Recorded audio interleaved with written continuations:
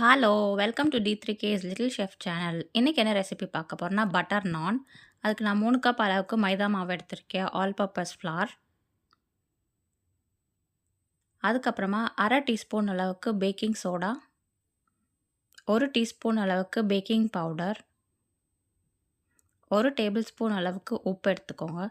எடுத்துட்டு try ingredients எல்லாத்தையும் நம்ம ஜஸ்ட் மிக்ஸ் பண்ணி வச்சுக்கலாம் ஒரு வாட்டி. நான் நல்லா சாஃப்ட்டாக வரதுக்காக நான் baking powder and baking soda add பண்ணிக்கிறேன். உங்களுக்கு வேண்டான்னா நீங்கள் ஸ்கிப் பண்ணிக்கலாம். அதுக்கப்புறமா 1/4 கப் அளவுக்கு கெட்டியான தயிர் ஆட் பண்ணிவிட்டு மிக்ஸ் பண்ணிக்கலாம். அதுக்கப்புறமா 3/4 கப் அளவுக்கு பால் சேர்த்துக்கிறேன். நான் வந்து காய்ச்சி ஆற வச்ச பால் தான் சேர்த்திருக்கேன். சேர்த்து எல்லாத்தையும் நல்லா மிக்ஸ் பண்ணிக்கலாம். நல்லா சாஃப்டான மாவு வர வரைக்கும் நம்ம நல்லா பெனஞ்சு எடுத்துக்கலாம். இது பெனஞ்சதுக்கப்புறமா தேவையான அளவுக்கு தண்ணி ஊற்றி நல்லா லூஸாகவும் இல்லாமல் டைட்டாகவும் இல்லாமல் நல்லா சாஃப்டான டோவாக நம்ம வந்து பெசஞ்சிக்கலாம். பால் அண்ட் தயிர் ஆட் பண்ணதுக்கப்புறமா எனக்கு 3/4 கப் அளவுக்கு தண்ணி தேவைப்பட்டுச்சு.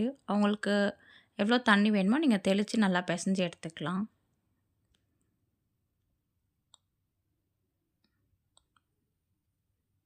பிசைஞ்சிட்டே இருக்கும்போது நான் 3 டேபிள் ஸ்பூன் அளவுக்கு எண்ணெய் சேர்த்துக்கிறேன். அப்போ தான் நமக்கு மாவு வந்து நல்லா ஒட்டாமல் சாஃப்டாக வரும். அதுக்காக தான் நான் 3 டேபிள் ஸ்பூன் அளவுக்கு குக்கிங் ஆயில் ஆட் பண்ணிக்கிறேன்.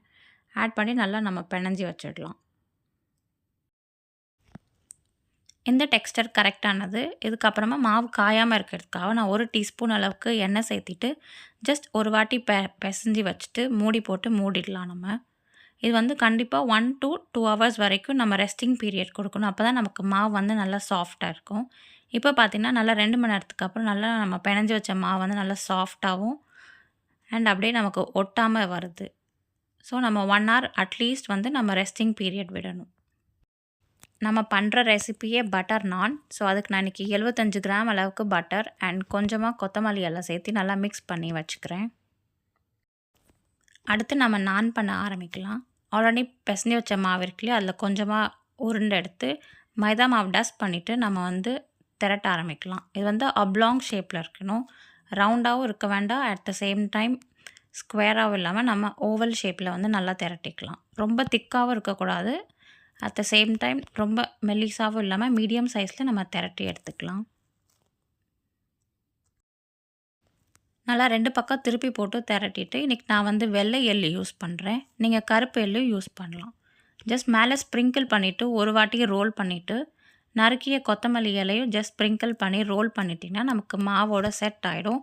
ஸோ தட் நமக்கு வந்து நான் பண்ணுறச்ச அந்த எல்லோ இல்லாட்டி கொத்தமல்லி எல்லோ நமக்கு வந்து கீழே விழாது. அடுத்து என்ன ஸ்டெப்னால் நம்ம ஜஸ்ட் திருப்பிக்கலாம் அதர் சைட்.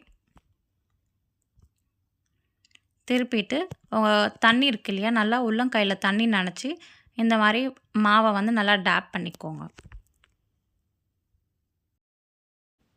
அடுத்து நம்ம தோசைக்கல்லை வந்து நல்லா சூடு பண்ணிவிட்டு நம்ம தண்ணி வச்சு டேப் பண்ண சைடை வந்து நம்ம தோசைக்கல்லை வந்து ஃபேஸ் பண்ணிவிட்டு எள்ளு அண்ட் கொத்தமல்லி போட்டது வந்து மேலே அப்பர் ஃபேஸ் பண்ண மாதிரி நம்ம கல்லில் ப்ளேஸ் பண்ணிக்கலாம். நல்லா melted butter and blob of butter வச்சு நல்லா நம்ம மேலே அப்ளை பண்ணிக்கலாம். இந்த ப்ராசஸ் பண்ணும்போது நீங்கள் ஃப்ளேம் வந்து மீடியமில் வச்சுக்கோங்க. அயர்ன் கடாயில் பண்ணும்போது உங்களுக்கு வந்து பெஸ்ட் ரிசல்ட் கிடைக்கும். என்னோடய கல் வந்து கொஞ்சம் வெயிட்டாக இருக்கும். அதனால் நான் ஒயர் ரேக் வச்சு நான் திருப்பி பண்ணிக்கிறேன். நீங்கள் ஜஸ்ட் அப்படியே நீங்கள் வந்து தீயில காமிச்சு எடுத்துக்கலாம். அடுத்து என்ன பண்ணுன்னா, ரொட்டி மேக்கர் இருக்குல்ல, இந்த மாதிரி ஒயர் ரேக்கில் வந்து நம்ம ஜஸ்ட் திருப்பி போட்டுட்டு ஃப்ளேம் வந்து ஹையில் வச்சுட்டு எல்லா சைட்ஸும் நல்லா குக் பண்ணி எடுத்துக்கலாம்.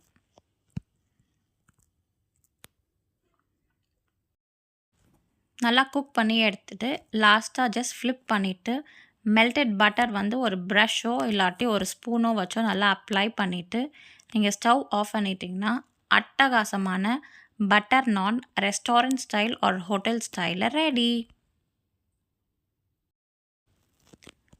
கரெக்டாக நீங்கள் சர்வ் பண்ணுறதுக்கு முன்னாடி மெல்டட் பட்டர் அப்ளை பண்ணிவிட்டு பன்னீர் டிக்கா மசாலா ஒரு பன்னீர் பட்டர் மசாலா ஒரு நான்வெஜ் கிரேவிக்கு வந்து ஜஸ்ட் சாப்பிட்டிங்கன்னா டேஸ்ட் அப்படி இருக்கும்.